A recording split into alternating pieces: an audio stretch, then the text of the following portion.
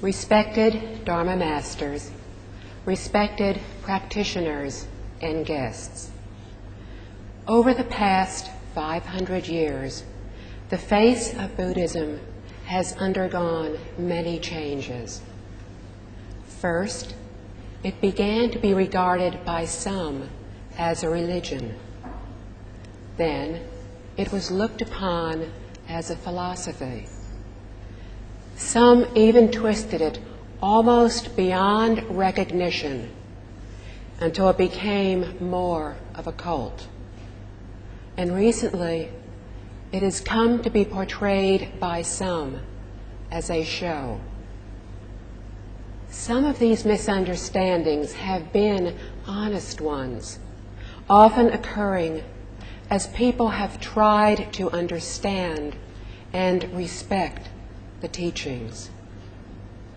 Some of these misunderstandings occurred as people strove to benefit themselves at the expense of others. If we want to really understand and benefit from Buddhism, we need to go back to its original form. Approximately 2,000 years ago, in 67 AD, Buddhism officially came to China, and since then has spread and flourished throughout the country. The emperor had sent special envoys to India to invite Buddhist monks to come to China to teach Buddhism, which at that time was understood to be an education. The sutras, which are recorded teachings of Buddha Shakyamuni, address him as our original teacher. Those who listened to him were called students, as we call ourselves today. This teacher-student relationship is only found in education. Another reason that Buddhism is an education is also to be found in the sutras, where we learn that students would ask questions of the Buddha, who would then answer them. If the students did not understand or thought that we might not understand, they would ask for further clarification, which the Buddha would then provide. This is essentially a classroom discussion. Please understand that Buddha Shakyamuni simply taught. He conducted neither ceremonies nor rites.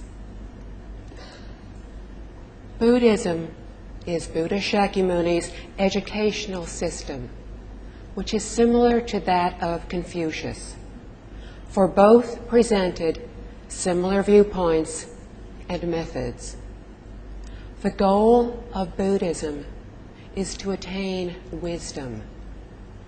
In Sanskrit, the ancient language of India, this wisdom was called Anuttara Samyak Sambodhi, meaning the perfect, complete wisdom. The Buddha taught us that the main objective of our learning and cultivation is to achieve this ultimate wisdom. He further taught that everyone has the potential to realize this innate wisdom because it is already an intrinsic part of our nature. It is not something we can attain externally. However, most of us have become confused through general misconceptions and therefore are unable to realize this potential. However, if we can break through this confusion, we will realize this intrinsic part of our nature. Thus, as we can see, Buddhism is an educational system. It is aimed at regaining our original intrinsic self-nature. It also teaches absolute equality, which stemmed from the Buddha's recognition that all sentient beings possess this innate wisdom and ability. Therefore, there really is no difference among beings. Everyone is different now because we have lost our original self-nature and we have become confused. The degree of wisdom exhibited by individuals depends on the degree of delusion and has nothing to do with our original true nature. The Buddha's teaching help us to realize this innate, ultimate, and perfect wisdom. With this wisdom, we can solve all our problems and turn our suffering into happiness. Due to our present lack of wisdom, we perceive and behave foolishly. Thus, we suffer the consequences evoked by our incorrect thoughts, speech, and behavior. If we have wisdom, our thoughts, speech, and behavior will be correct. How then can we suffer when there are no ill consequences to suffer from? Of course we will be happy. From here, we can see that suffering is caused by our delusion, by our current state of confusion. And the source of happiness is our own realization of wisdom. The Buddha's educational system can also be witnessed in today's lecture halls, in which we can see many teaching aids. When we first enter the hall or classroom, we see the image of a Buddha, which symbolizes our original self-nature. We may see a container of water on the Buddha table. The clear water symbolizes the principle that our minds need to be as pure as that water, to be void of greed, anger, ignorance, and arrogance. It is calm, without a single ripple, indicating that we interact with people and matters with a serene, non-discriminating mind of equality. Furthermore, it is pure and calm, reflecting clearly and thoroughly, just as we would see everything in a mirror. Offerings of flowers symbolize the cause as the blossoms result in the bearing of fruit, reminding us that there are consequences to our every thought, word, and action. Lamps or candles symbolize wisdom and brightness, illuminating the darkness of our current ignorance. The images of lotus flowers symbolize transcending the 10 realms of existence. First, it rises through the mud at the bottom of the pond, which symbolizes the 6 realms of birth and death. Then it rises through the water, which symbolizes the 4 sage realms. Finally, it breaks through the surface of the water, completely transcending the 10 realms, reaching the one true Dharma realm, the stage of ultimate enlightenment. The lotus flower teaches us that although we do live in this world, we should not become polluted by our surroundings. The lotus flower above the water symbolizes that one day all beings, from those in the hell realms to those who are bodhisattvas, will all become Buddhas.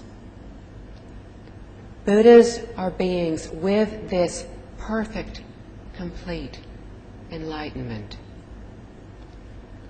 The Buddha realm exceeds the 10 realms, and to become a Buddha is the ultimate goal of our teaching, as well as to transcend the 10 realms. Today, when we see images of Buddha Shakyamuni, we are reminded that we need to feel gratitude for his 49 years of teaching. The Buddha, a voluntary social educator, dedicated his whole life to teaching us how to cut off our afflictions, to attain perfect, complete wisdom, and thus perfect, complete happiness. He was an ordinary person who saw the sufferings of birth, old age, sickness, and death, but did not know how to solve those problems. He was deluded, but became awakened. He learned through cultivation the truth of life and the universe, and then taught us how to become enlightened by using himself as an example so we could learn from his experiences, so that we too can become awakened and thus lead happy and fulfilling lives. In our world today, there are many beliefs, religions, many cultures, many different viewpoints of how to explain our world and our relationship to it. But although we seem to have so many differences, we also have so many similarities. Do not kill. Do not steal. Do not lie. Do all that is good and nothing that is bad. Do unto others as you would have them do unto you. Remember the kindness of others and repay that kindness with gratitude. Whether we call it caring for and respecting others or loving kindness or compassion, we believe in helping others, in giving of what we have or of who we are to those who need our help or our wisdom. Today, many people are searching for wisdom, for the understanding of why we are born, why we live, and why we die. We are compelled by conflicting emotions. We are compelled by logic. When we hear of other beliefs, our feelings range from fear to curiosity, from surprise to fascination, from suspicion to cooperation. Everywhere we look, we see societies with diverse cultures, societies with many differences, societies that often emphasize these differences. Today, many people look outside of themselves to these differences, believing that they are the reason why so many are so unhappy. But the reason lies within us. As human beings, we undergo the sufferings of birth, old age, sickness, and death. We suffer hardships, do not attain what we seek, are parted from those we love, and often find ourselves in the presence of those whom we resent or even hate. The failure of people to understand the real cause of their unhappiness increases this very unhappiness, this very suffering. We all know people who regularly have to take tranquilizers to even be able to fall asleep. Why? They feel their lives are out of control. They wish to control other people to possess more things. 50 years ago, people had time to appreciate nature, time to study the works of wise people. Today, we have no time for nature, no time for contemplation. Our lives are much more comfortable than our predecessors, but we have no spiritual life. So we search for excitement and take pills to paralyze our feelings, to cover our inability to cope with life. How can we fix this? Reduce our time at work, at play. With purity of mind, we will need less. Our lives are wasted in our attempts to attain things. We brought nothing into this world. We will take nothing when we leave it. What we need is a simple manner of living. Buddha Shakyamuni lived a simple life with merely the essentials: 1 meal a day, 3 sets of clothes, sleeping under a tree at night. Yet he was most happy, most contented. By following his example and also leading a simple life, we can reduce our attachments, and likewise, we can lead contented lives. Work 1 year, take off 1 year. This manner of living can bring us happiness and serenity. If we do not attach to either giving or to receiving, we will enter the awakened being's state of quiet joy, tranquility, serenity, gentleness. How can we change the direction in which we are currently headed? By learning how to overcome our greed, anger, ignorance, and arrogance, so that our minds will no longer be deluded, but will become awakened. By understanding the law of cause and effect. It has been said that bodhisattvas, who are beings who help others to reach realization after achieving their own, fear causes, while sentient beings fear affects. Understanding as they do, bodhisattvas fear committing ill effects, and therefore they take steps to create no negative causes.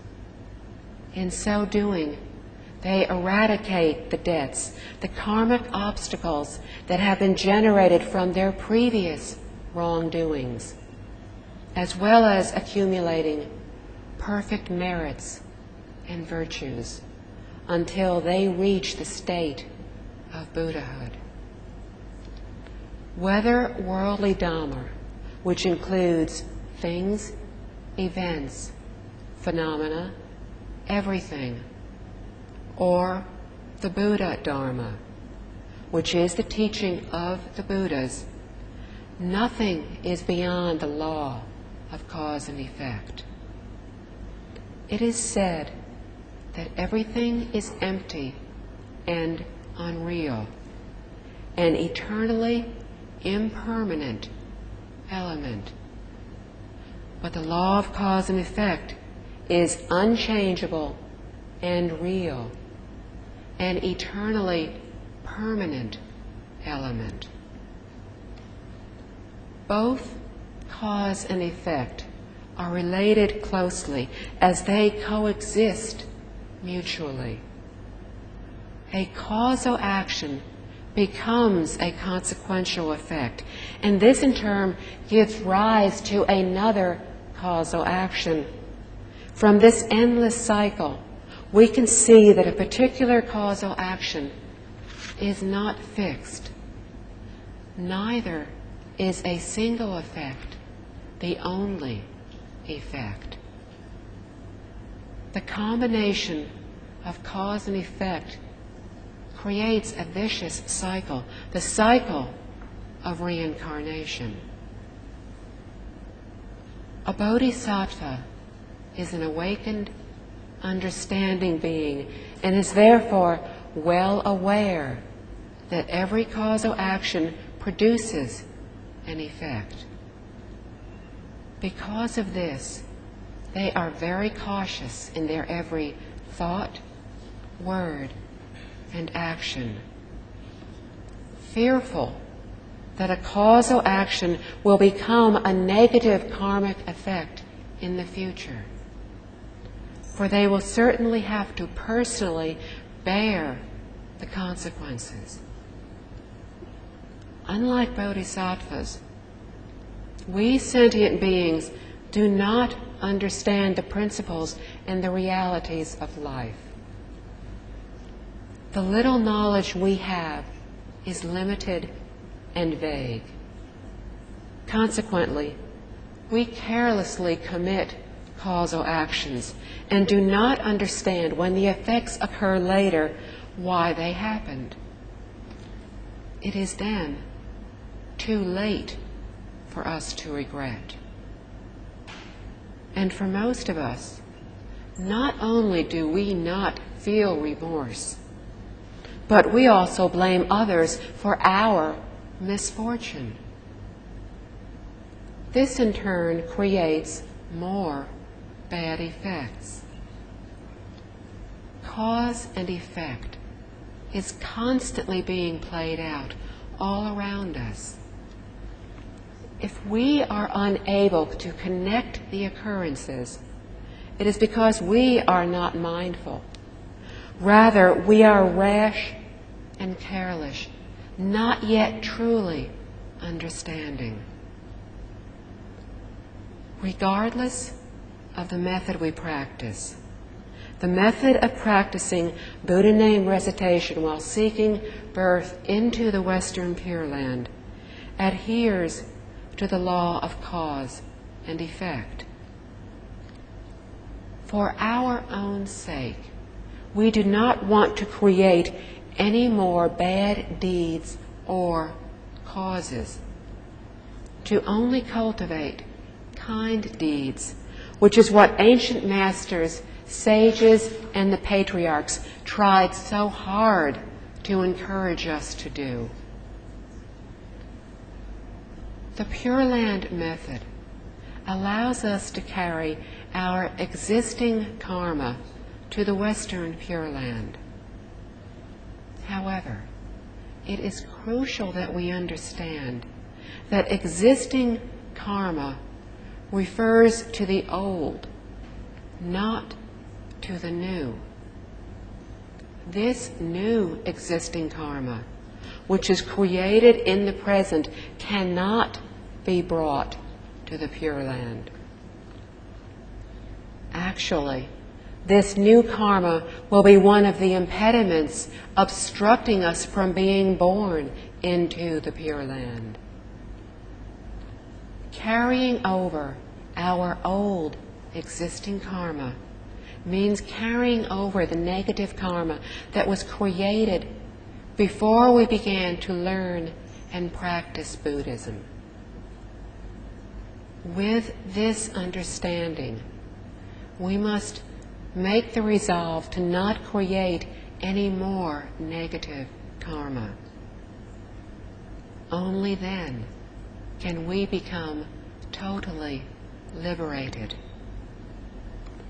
It would be wrong to think that we can still be born into the Pure Land, even if we continue to do bad deeds, that chanting alone will be enough. It has been said that out of 10,000 people who practice the Buddha name recitation method, only a handful will be born into the Pure Land. The remaining 9,995 could not obtain birth into the Pure Land. Why? They did not stop creating negative karma in this present lifetime. In the end, regardless of all their chanting, they were unable to obtain birth into the Pure Land. They still bore their consequences in the 6 realms of reincarnation. It is crucial that we understand this. To practice Buddhism, we need to bring forth the Bodhi mind, the awakened mind, the mind that clearly understands the principles and the true reality of life and the universe. The great, compassionate mind with every thought to attain complete realization for self and to help all others accomplish this as well. The mind with perfect determination to cease all wrongdoings, to cultivate only kind deeds, to practice only virtuous ways. The great, compassionate, and sincere Bodhi mind is to offer without selfishness. It is a mind without self-regard. The mind with no expectation of reward. With this mind, we will be able to care for all beings as we care for ourselves, our family, our group. Practicing with this Bodhi mind, our karmic debts can be eliminated. The Buddha has explained it in this manner so that we can understand. In truth, our karmic debts cannot be eliminated, but can only be transformed into good fortune, which is happiness, intelligence, well-being, prosperity, etc. It is the great benefit of the human and celestial realms. Therefore, it is only temporary and still subject to birth and death. However, transformation is equivalent to elimination, to transform our afflictions into the Bodhi mind. It is to transform the cycle of birth and death into the state of nirvana. In the process of transformation, our merits and virtues become flawless and reach completion as we attain Buddhahood, the ultimate awakening. In the Flower Adornment Sutra, the Buddha tells us that all sentient beings inherently possess the virtuous abilities and innate wisdom of the Buddhas. In other words, all sentient beings have the same Buddha nature, the same self-nature, our original true self. But our true self is currently obstructed, currently covered by our deluded thoughts, our wandering and discriminatory thoughts and attachments. But this original self-nature is not permanently lost. To uncover this original nature is to attain Buddhahood, to attain the state of perfect and faultless wisdom. Our virtues, talents, abilities, and good fortune are also perfect. Thus, when our every aspect is perfect, we become Buddhas. Why then are we currently living such difficult lives? Because of wandering and discriminatory thoughts, attachments, afflictions. Afflictions are all the conditions that cause pain, distress and suffering which disturb the body and mind. Attachments are fixations to certain ideas or objects. They result in our having desires, strong feelings of selfishness and jealousy, having a longing to control, the longing to possess others. Because of these, we dwell on thoughts of what have occurred, what we have remembered, what we have imagined. We are led by these thoughts, unable to stop them.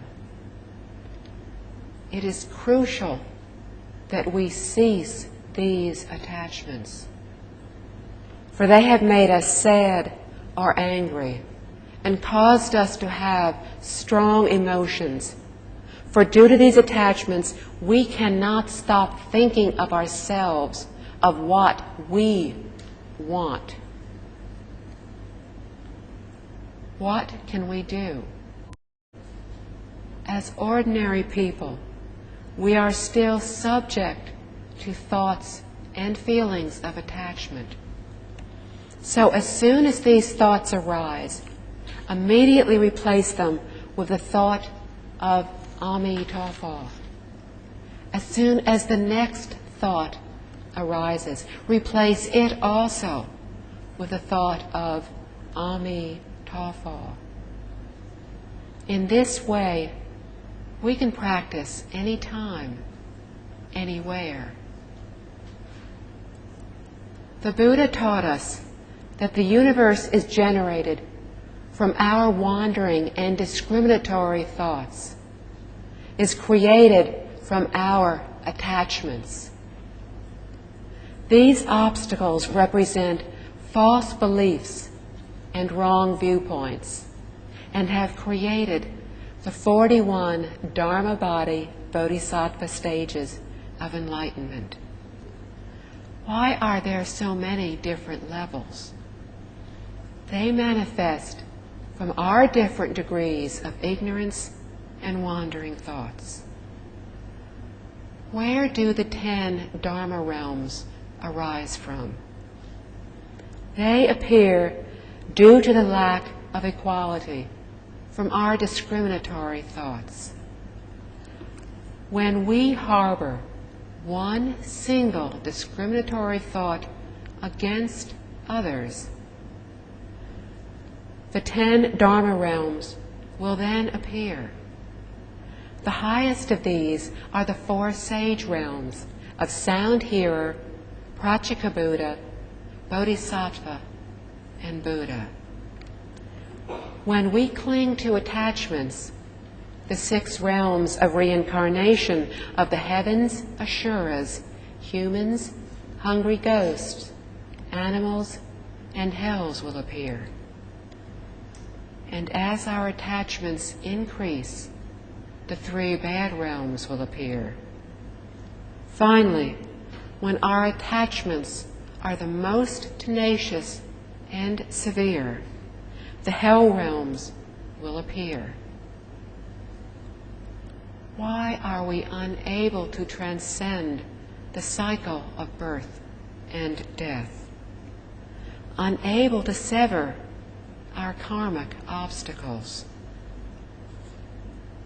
Not only do we not want to correct our faults, we are constantly increasing them.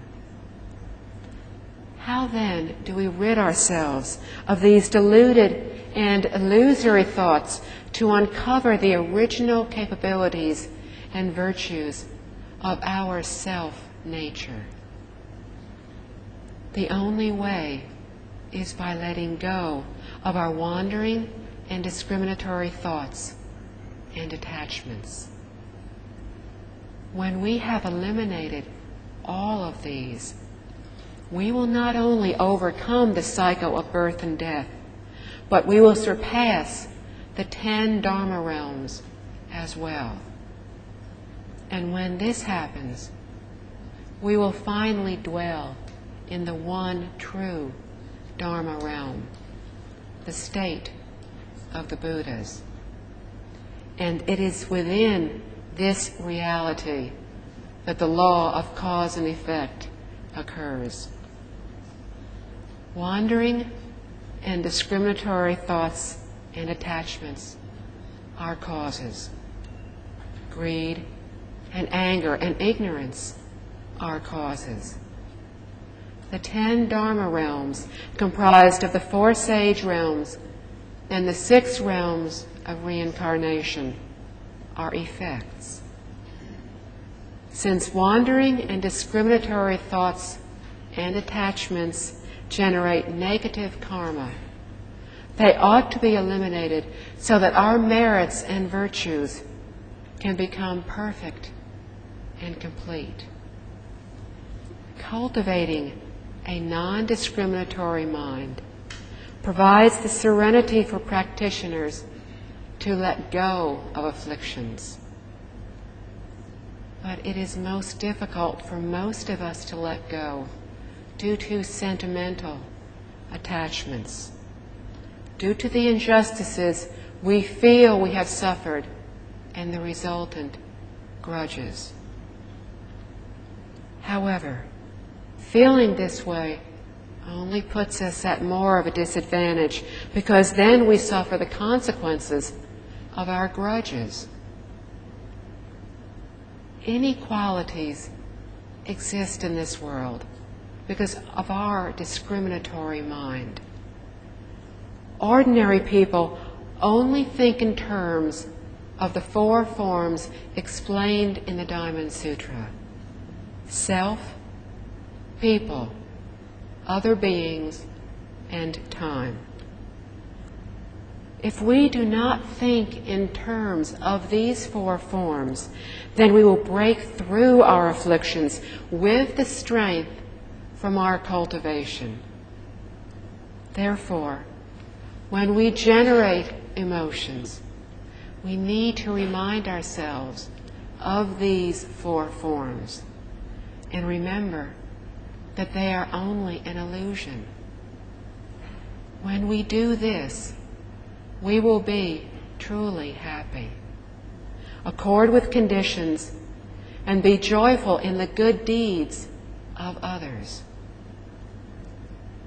The accumulation of merits depends upon our cultivation. What is this cultivation? The ability to let go of our discriminatory thoughts and attachments, to correct our erroneous thoughts and ways. What are virtues?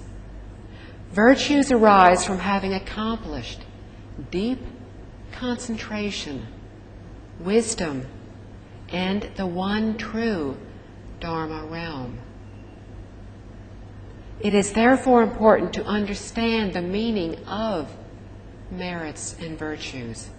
For the attainment of beneficial merits and virtues is the perfect attainment of Buddhahood. The merits and virtues bestowed upon the highest levels of bodhisattvas are not yet perfect. Why?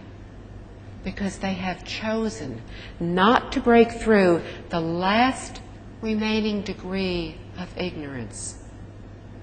They have not relinquished the thinnest shred, the last degree of wandering thoughts. And this is why their merits and virtues are not quite perfect. Upon breaking through this last degree of illusion, of ignorance, their merits and virtues will be the perfect completeness which manifests the attainment of Buddhahood. Sentient beings commit wrongdoings due to deluded minds and deviated viewpoints. When interacting with people, matters, and affairs, we usually act from greed, anger, ignorance, from selfishness, from the wish to control our surroundings. Therefore, to go along with our true nature, we need to give up trying to control and dominate others. We need to replace thoughts of ourselves with thoughts of all others. Then our purity of mind will increase and our afflictions will decrease. If we achieve this state of mind, then we should help others to achieve it as well. But as long as we still have these thoughts of greed, anger, and arrogance, the wish to control others, we will still have the causes that generate our birth into the three bad realms of animals, hungry ghosts, and hells. Why are we born into the animal realms? Ignorance. Greed is the cause of our being born into the hungry ghost realm, and anger is the cause of our being born into the hells. There is no way to avoid the effects of negative karma once the wrongdoing has been committed. We ourselves have to bear the consequences, the retribution arising from our misdeeds.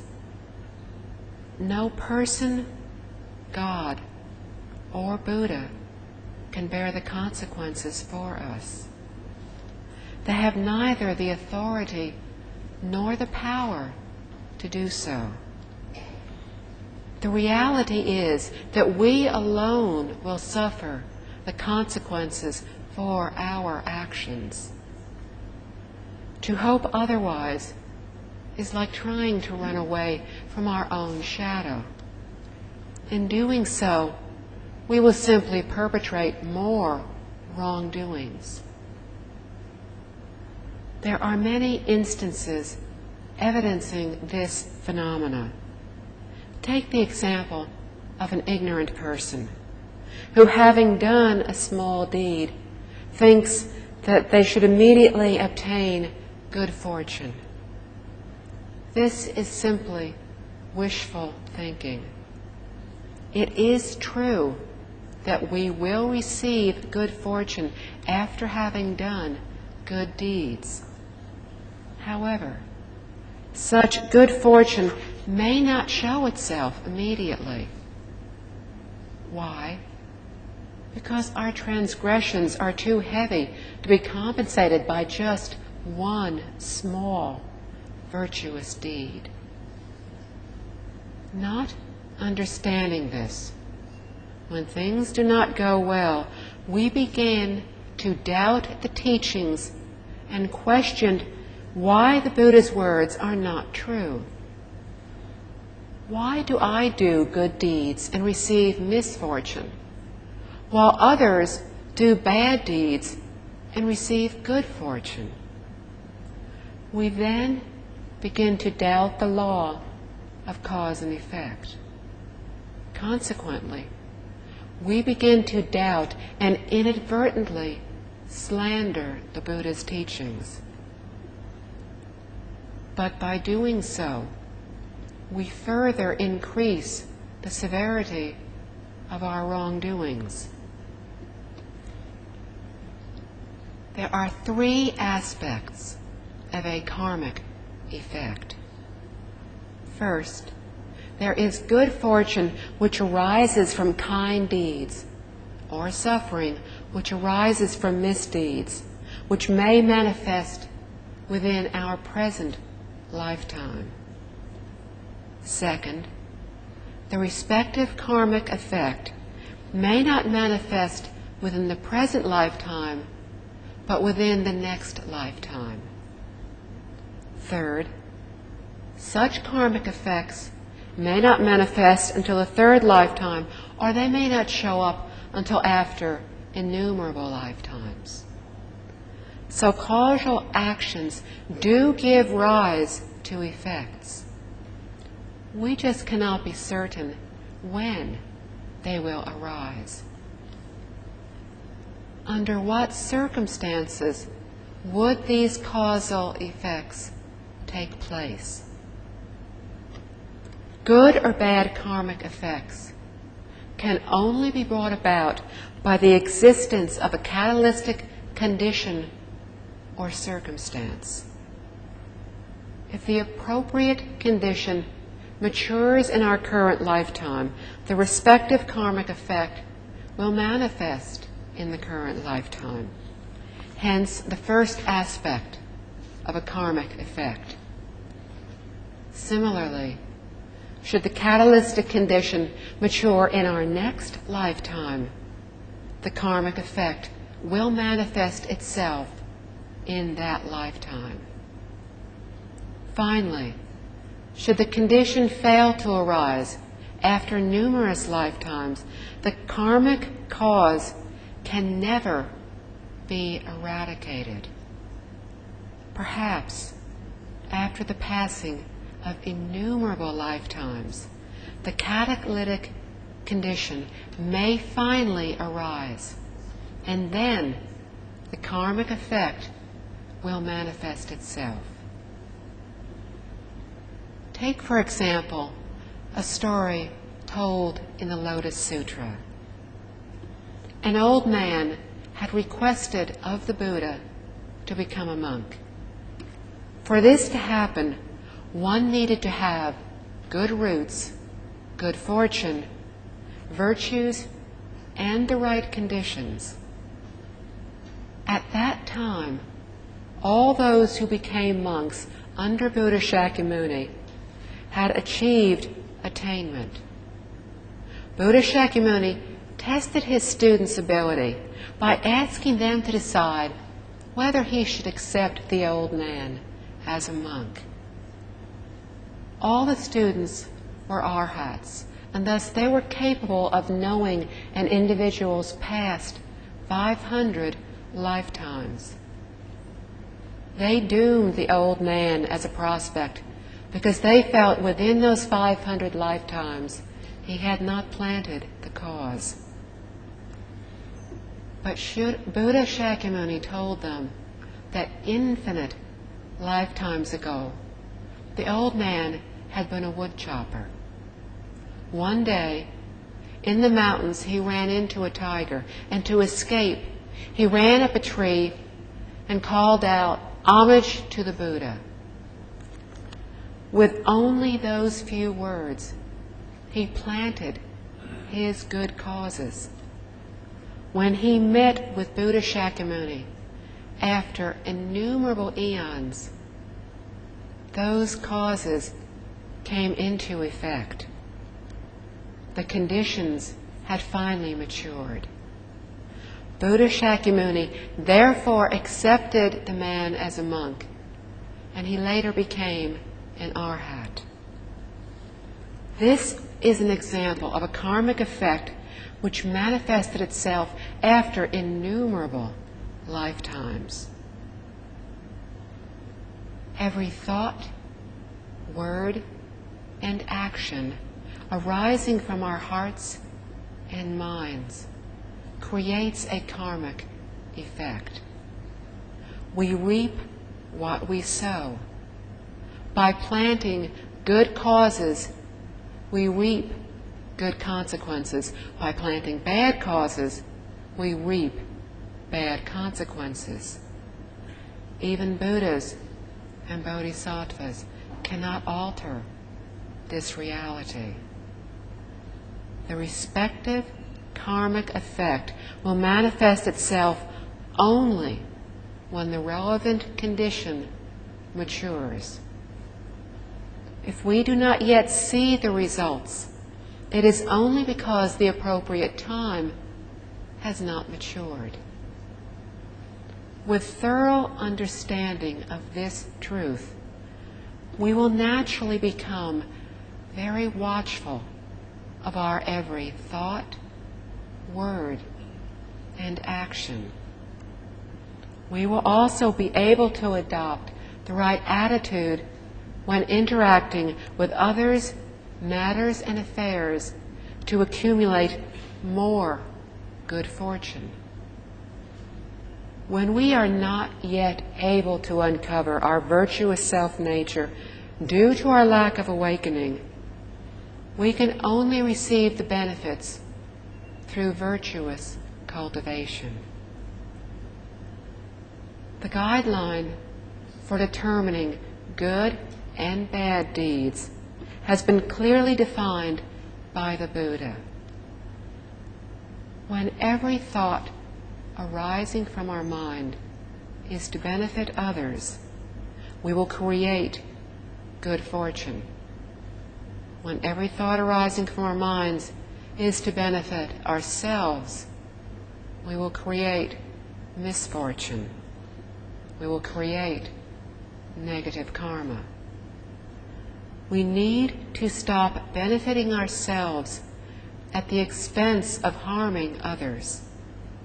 For such behavior only creates negative karma, for which we will have to suffer the consequences later. If we do not believe this, it will still happen. To correct this, we need to constantly practice great compassion. Why do we use this guideline of whether we are benefiting others or benefiting ourselves to determine whether we are creating good or bad karma? Remember that the karmic causes of the 10 Dharma realms are created from wandering and discriminatory thoughts and attachments.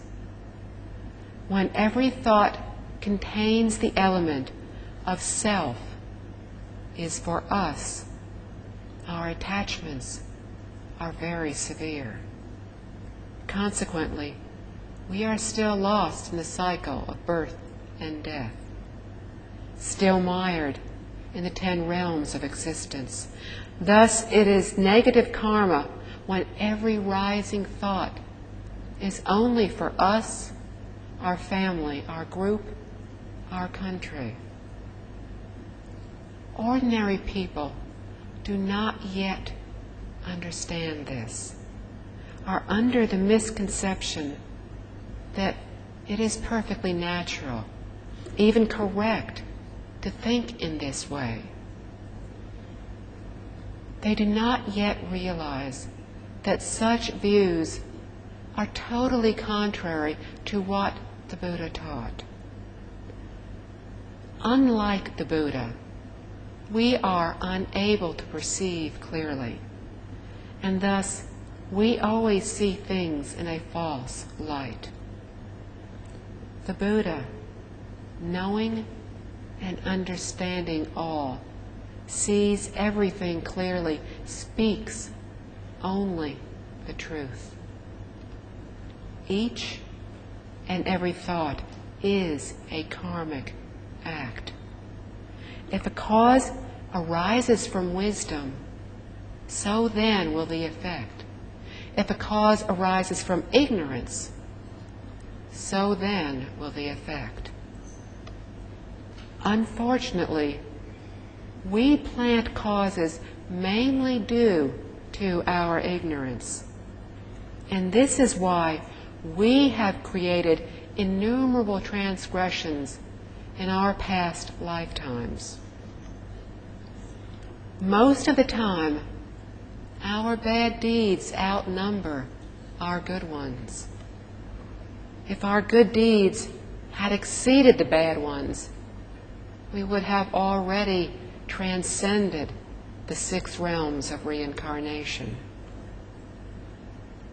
As long as we remain in this cycle, we will undoubtedly commit more bad than good deeds.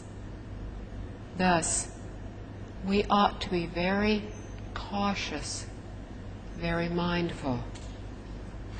However, the Buddha tells us that our karma is not fixed, that it can be transformed. Since everything arises from our minds, karma also arises from our minds. Since our wrongdoings are created from our minds, then they can also be transformed by our minds. Once we have attained purity of mind, our karma can be transformed, will be eradicated. Often, we fail to understand the full impact of the Buddha's words. This is due to our confused minds and deviated viewpoints. We have read in the sutras that awakened beings, such as arhats and bodhisattvas, will be terrified after listening to the words of the Buddha. They tell us that an arhat will sweat blood when they remember the unimaginable sufferings of the Avicii hell, the lowest of the hell realms. Thus, they are far more vigilant than we are. Since we are not yet capable of knowing our past lives, we do not know, we do not remember any of this. But we too have been in the hell realms before. And as long as we are still mired in the cycle of birth and death, we will go there again and often. The time spent in the hell realms is comprised of infinite eons, while the time spent in the heaven realms is a relatively short 80,000 great eons. Although we have committed heavy wrongdoings, we can still be helped before we fall into the hell realms. But once we have descended into them, it is extremely difficult for us to be helped, notwithstanding the presence of Earth Treasure Bodhisattva, who is there to help all sentient beings. Any Buddha or Bodhisattva who has an affinity with a sentient being in hell and goes there to teach him or her is called Earth Treasure Bodhisattva.